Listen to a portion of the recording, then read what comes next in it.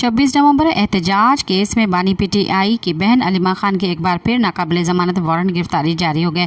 रावलपिंडी की इंसदाद दहशतगर्दी अदालत में अलीमा खान समेत 10 मुलजमान के खिलाफ 26 नवंबर थाना सादिक केस की समाअत हुई।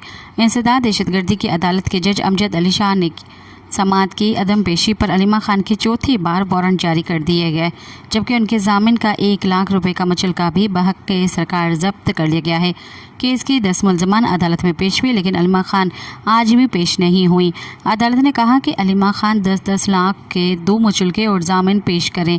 हमले में 4 गाड़ियों के 85 लाख के मुचलके भी बहक सरकार जब्त करते हुए गाड़ियों के मालकान को 24 अक्टूबर को तलब कर लिया गया है। IG बलूचिस्तान और IG KPK को गाड़ियां पकड़कर अदालत के हवाले करने का हुक्म दिया गया है। सब्सक्राइब कयो अवामी न्यूज़ HD के ताज़ा तरीन ख़बरुन ला ॾिसंदा रहो अवामी न्यूज़ HD।